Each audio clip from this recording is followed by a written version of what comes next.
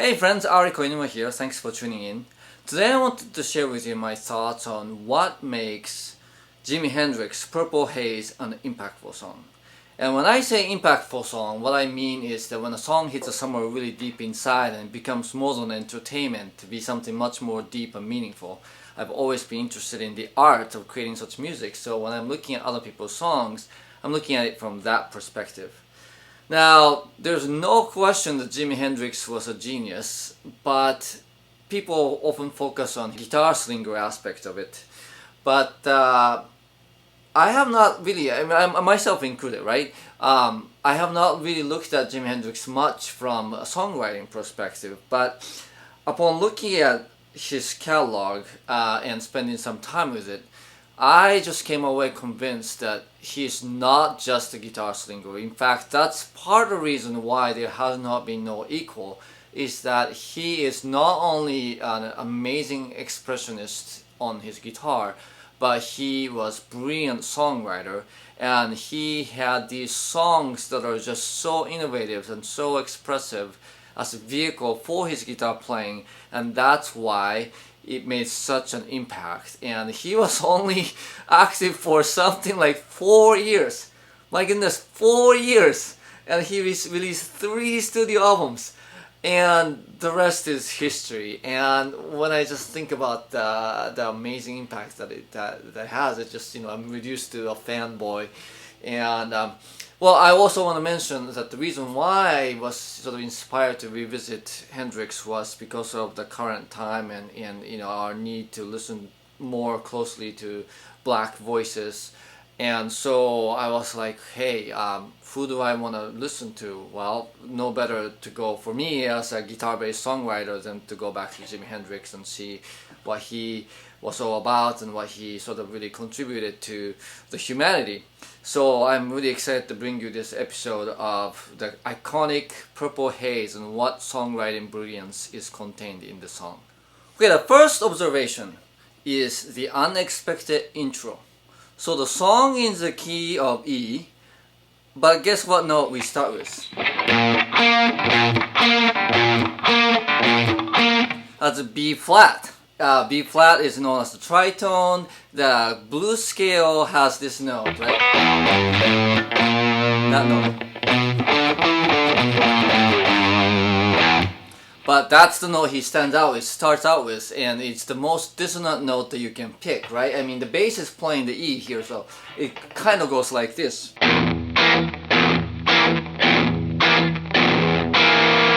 That's such a surprise as an introduction, and I always love a good intro in a song. The intro has a sort of a way of setting you up and sort of get you going, like once there's a point of arrival with the main riff.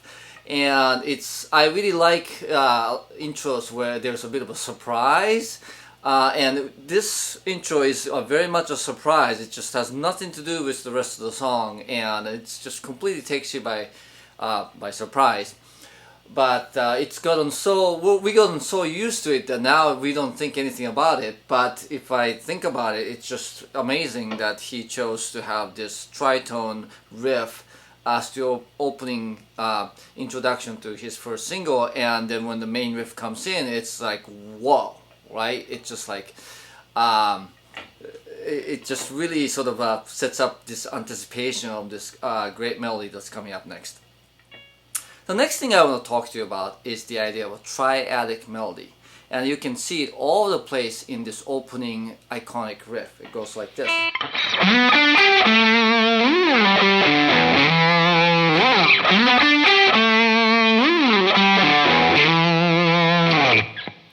Right? So listen to this.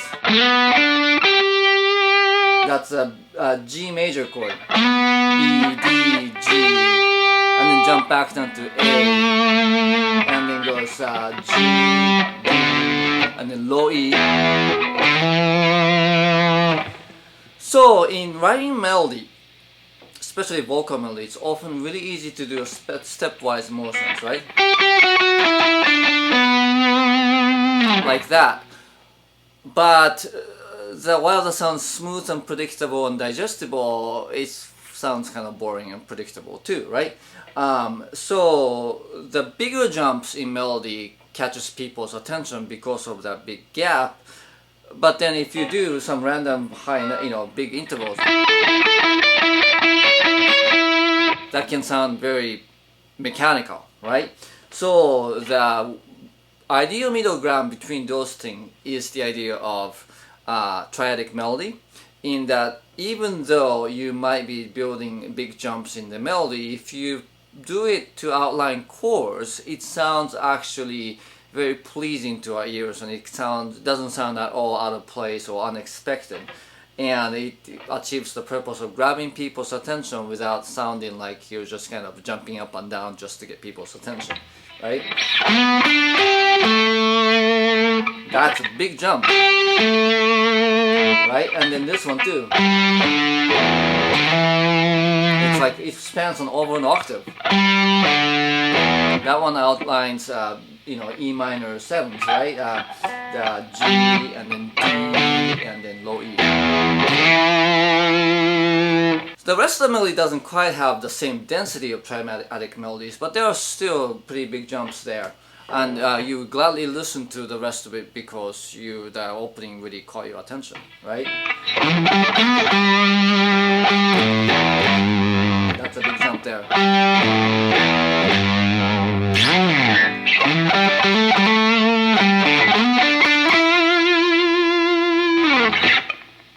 Okay, the third point I want to make is probably the one that's already been mentioned a lot, so I wouldn't spend too much time, but the idea of creating your own harmony, right?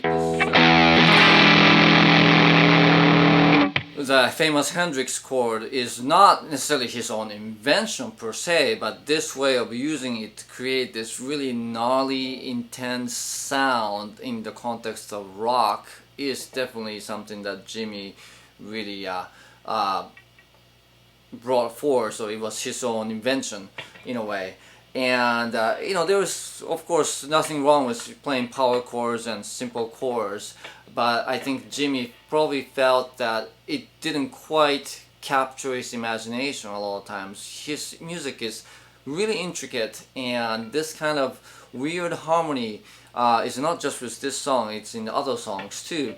And so the challenge for us as songwriters is to, of course, we have to study harmony and be able to cover the basics, but then, how do we build upon what we know, and how do we come up with our own take on something that's been done before millions of times? And I think the part of the journey is you can't really be, completely original at this point in 2020, but you can at least find some things that are less often done, or something that's uncommon and more closer to being unique than others. I mean, as famous as this chord is, I don't hear it that often in rock anymore, or maybe there are out there, but it just got so, I guess, identified with Hendrix that maybe people hesitate to use it, perhaps. But King Sex uses it, for example. Dogman has this chord. And then I got inspired by this chord, so I came up with my own couple of chords that I haven't seen other people use, like this one. Or this one. And I love those chords. They just has this particular sound to them that is more fresh sounding, and it just has a lot more expressive. And so I think the challenge for us is to play with harmony, especially guitar-based guys. There's nothing wrong with you putting fingers on where you have not put it before and see what you can come up with. So the one final point that I like to make is the idea of contrast and use of silence. In rock music, where you want people to listen to, right? I always think of it as a best practice that you build big contrast and big drama in the music, so that the music doesn't sound monotonous at the same level, on the same kind of thickness and layers all the time. And the silence is the ultimate sort of example of that, because you can't get more sparse than silence, right? So at the end of each verse, where he goes,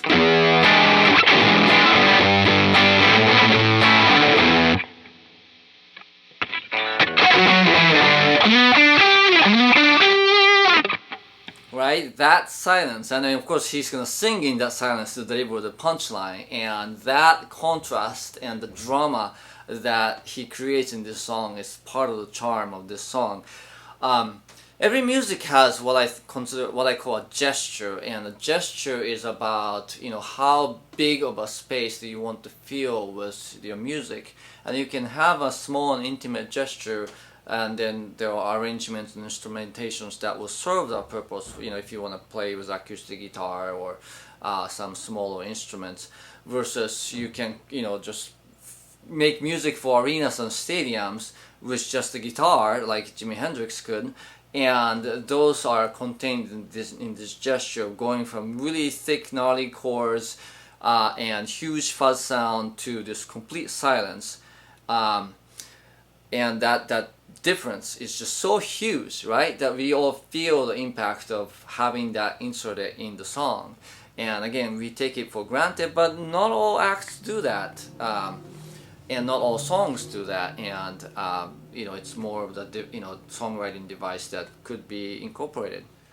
Okay, so today we learned 4 songwriting best practices based on Jimi Hendrix Purple Haze, from unexpected intro to triadic melody to unusual innovative harmony to use of silence and contrast and big gesture.